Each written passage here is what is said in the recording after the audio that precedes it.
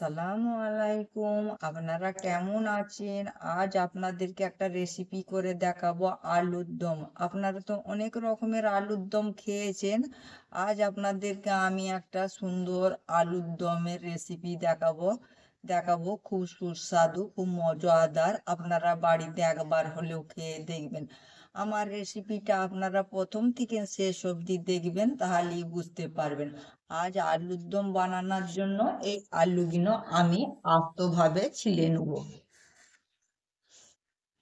আলুগুলো আমার সব ছিলা হয়ে গিয়েছে, আমি একটু এইভাবে পেঁচিয়ে পেঁচিয়ে দেবো, তাড়াতাড়ি সেদ্ধ হয়ে যাবে।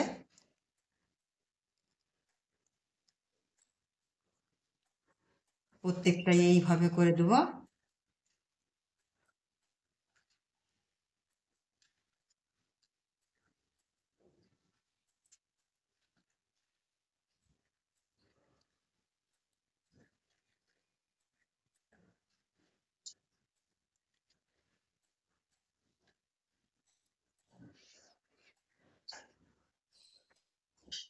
আলুগুলো আমার ধোয়া আছে, এই কুকারের মধ্যে দিয়ে দেবো। এর মধ্যে একটু পানি দিয়ে, নুন দিয়ে, প্রেসারের মধ্যে আলুগুলো দিয়ে দিলাম। এর মধ্যে একটু নুন দিয়ে আর পানি দিয়ে চাপিয়ে দিলাম। এবার আমি গ্যাসটা জ্বালিয়ে নিলাম। হ্যাঁ, প্রেসারটা আমি ঢেকে নিয়ে দিলাম। একটা সিটি পড়ে যাওয়ার পর আমি বন্ধ করে দেবো।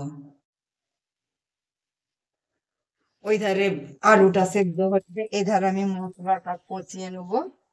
গ্যাসটা অন করলাম, কড়াইটা আমি বসিয়ে দিলাম। এর মধ্যে দিয়ে দেবো এবার আমি তেল, সর্ষের তেল দিলাম। তেলটা একটু কম হচ্ছে আমার, আর একটু আমি তেল দেবো। তেলটা কম হয়ে যাচ্ছে।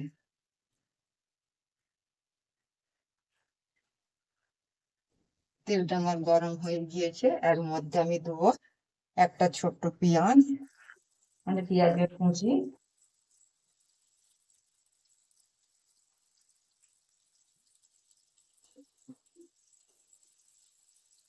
পেঁয়াজটা লাড়াচাড়া করে লাল করে নেবো।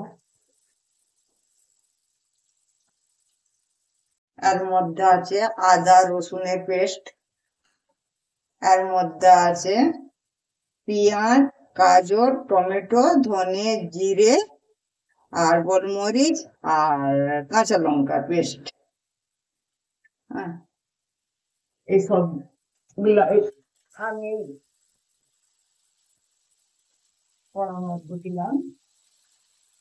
এই মশলাটা এবার কষিয়ে নেবো।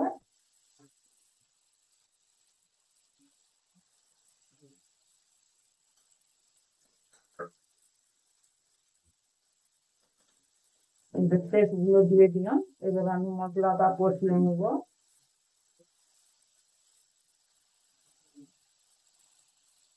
এর মধ্যে দিয়ে দিব একটু পানি। এর মধ্যে দিলাম দুটো তেজপাতা,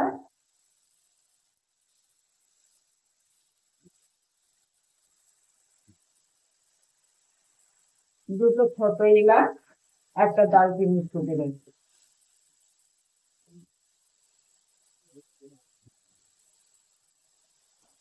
এর মধ্যে দিয়ে দিবে এই মশলা গুঁড়ি,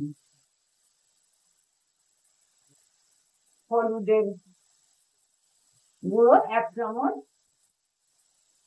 শুকনো লঙ্কার গুঁড়ো 1 চামচ, জিরের গুঁড়ো 1/2 চামচ, গোলমরিচের গুঁড়ো 1/2 চামচ, ধনের গুঁড়ো 1/2 চামচ।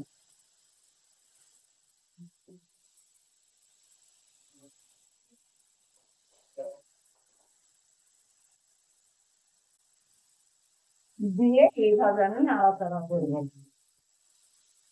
মানে মশলাটা কষিয়ে নেবো। মশলাটা আমার কষানো হয়ে গিয়েছে, তার মধ্যে সেদ্ধ করা আলুগুলো দিয়ে দেবো।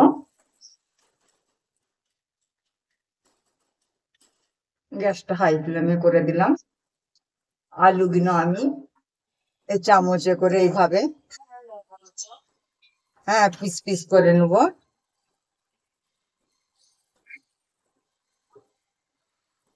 সব আলুগুলো এইভাবে ভেঙে দেবো চামচে করে করে।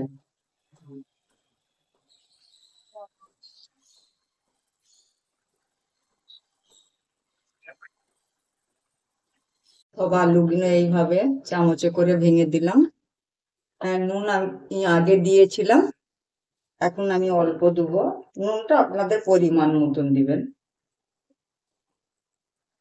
এবার 5 মিনিট আমি ঢেকে রাখবো।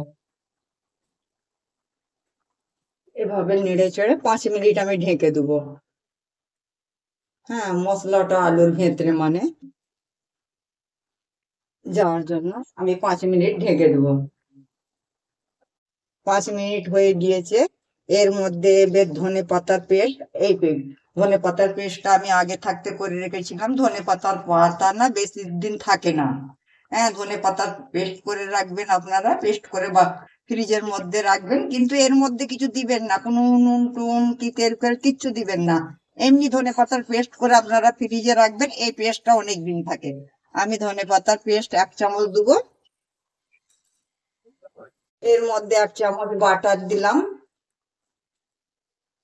আপনারা পারলে ঘিও দিতে পারেন, আমি ঘি খাই না বলে তার কারণে আমি বাটার দিলাম। এইভাবে নাড়াচাড়া করে নামিয়ে নেব। আমার এই আলুর দমের রেসিপিটা পুরো হয়ে গিয়েছে, আমি গ্যাসটা এবার অফ করে দিলাম। আলুর দমের রেসিপিটা পুরো রেডি।